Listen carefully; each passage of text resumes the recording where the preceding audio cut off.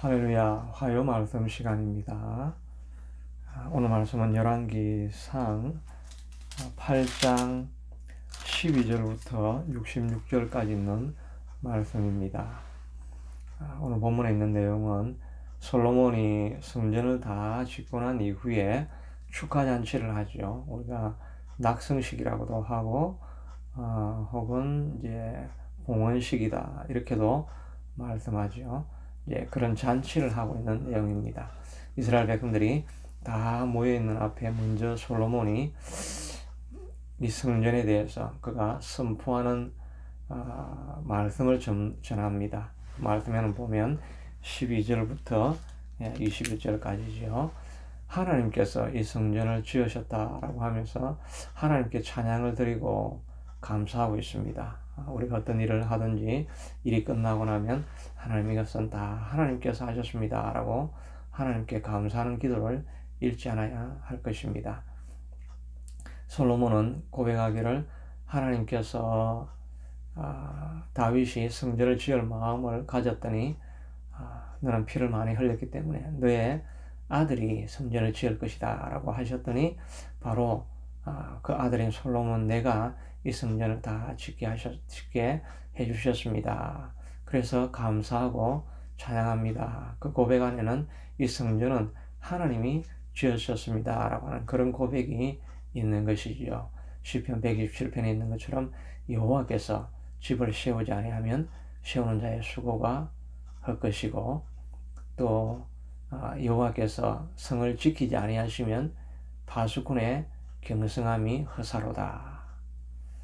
그러니까 아무리 그리고 너희가 아침에 일찍 일어나고 저녁에 늦게 누우며 수고의 떡을 먹을지라도 그것이 다 허사가 될 것이라고 말하고 있습니다. 우리가 집을 세우려고 또 비즈니스를 세우려고 교회를 세우려고 애를 많이 쓰지만 하나님께서 그 집을 세워주지 아니하시면 그 집이 세워질 수가 없는 것이지요.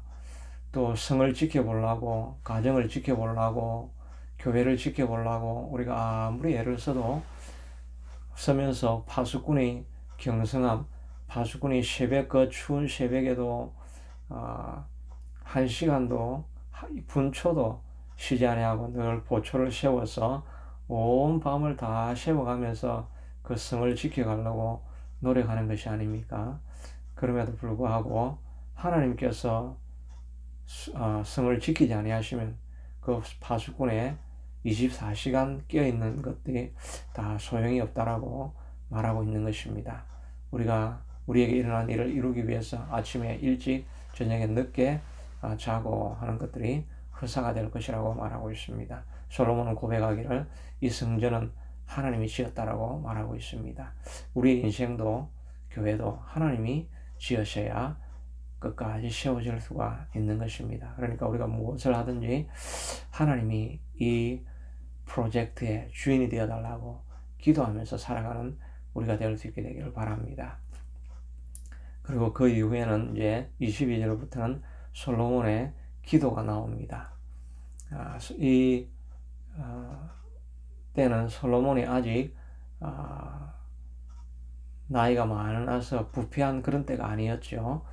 이제 재위하고 난 이후에 7년 동안 성전을 지었으니까 재위 초기에 한 10년 정도 지났을 때에 이 성전 기공식이 되었죠. 그의 마음 가운데는 오직 순수함밖에 없습니다. 그가 하나님이 꿈을 꾸게 하셨을 때도 무엇을 원하느냐?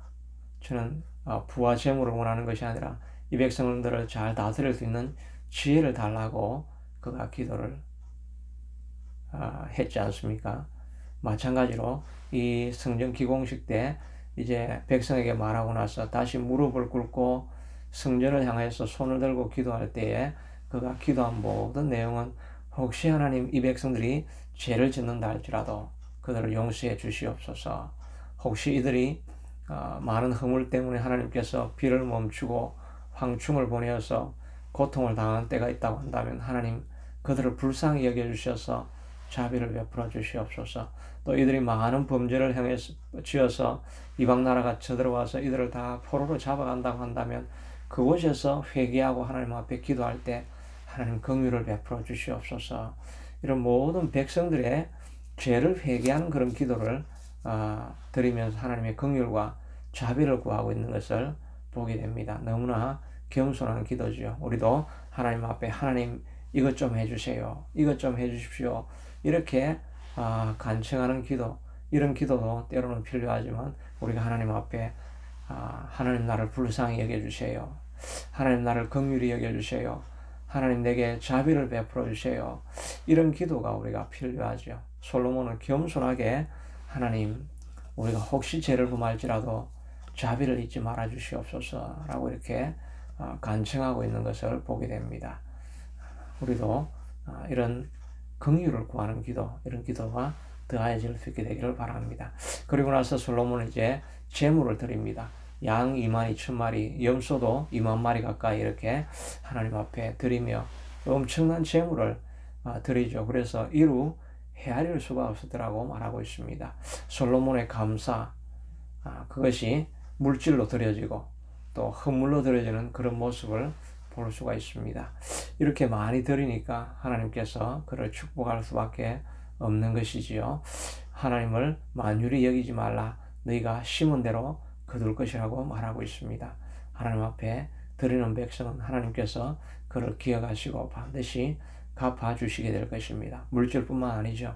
우리의 헌신과 시간과 봉사와 희생, 우리가 다 드릴 때마다 이 땅을 살아가면서 주님 이름 때문에 우리가 손해보는 것이 다 있을 때 하나님께서 그것을 잊어버리지 아니하십니다. 기억하시고 함께 해주시는 것을 보게 됩니다. 이렇게 많은 제물을 드리고 나니까 백성들의 마음 가운데 충만한 기쁨이 넘치는 것이, 그래서 7일 동안 먹고 마시며 잔치를 하고 기쁨으로 돌아갔다라고 말하고 있습니다. 그렇습니다. 우리의 진정한 기쁨은 교회로부터 나오는 것을 알 수가 있지요. 교회가 찢어지고 갈라지고 고통 가운데 있을 때는 그 가운데 있으면서 인생이 잘 되는 인생이 있으리라고 우리가 상상을 할 수가 없습니다. 영혼이 병들어 있고 영혼이 선물을 마시고 있는데 어떻게 그의 삶이 형통할 수가 있겠습니까? 그러므로 우리가 우리의 형통함을 빌기 전에 하나님 나라가, 주의 몸된 교회가 평안하고 왕성하고 성령의 영감이 흘러넘쳐나는 곳이 되게 해달라고 우리가 끊임없이 기도해야 할 것입니다. 교회가 온전해져야 백성이 풍성한 삶을 누리게 되는 것이지요. 가정이 온전하지 못합니까? 여러분, 교회를 위해서 기도할 수 있게 되기를 바랍니다. 교회가 건강해지고 교회 안에서 흘러나오는 메시지가 영성이 가득하고 영감이 충만하다고 한다면, 그럴 때 진정으로 가정의 평화가 찾아오고 내 삶의 평안함과 형통함이 찾아오게 되는 것입니다. 교회가 병들면 가정이 병듭니다. 자녀가 병듭니다. 내 삶이 병들게 됩니다. 가정에, 교회 안에 이런 충만한 기쁨과 기도가 넘쳐나게 달라고 기도하는 그런 기도가 있을 때 우리의 삶에 하나님께서 복을 부어 주시게 될 것입니다. 자비하신 아버지 하나님, 솔로몬이 성전을 짓고 나서 모든 것은 하나님이 하셨습니다라고 고백하고 하나님 우리에게 긍휼을 베풀어 달라고 기도하고 있습니다. 또 수많은 제물을 드려서 하나님 앞에 감사하고 있습니다.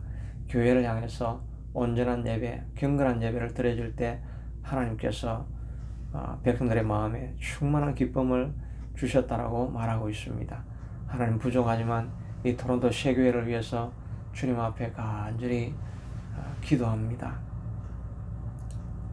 교회를 통해서 일하시는 하나님, 이 교회를 향해서 손들고 기도하는 모든 자들의 기도를 들어달라고 솔로몬이 간절히 간구하였는데, 하나님이 교회를 향해서 기도할 때마다 다니엘이 예루살렘으로 향하여 난창을 향해서 열고 기도하였던 것처럼, 그런 기도를 드릴 때 하나님께서 응답하셨던 것처럼 하나님이 교회가 굳건하게 세워질 수 있게 하도록 주님 도와주시옵기를 간절히 원하고 소원합니다. 긍휼을 베풀어 주시옵소서. 하나님의 영광을 받아 주옵소서. 예수님 이름으로 기도드리옵나이다. 아멘. 오늘 하루도 교회를 생각하고 교회를 향해서 손을 들고 기도하셔서 승리하시는 여러분 되기를 축복합니다.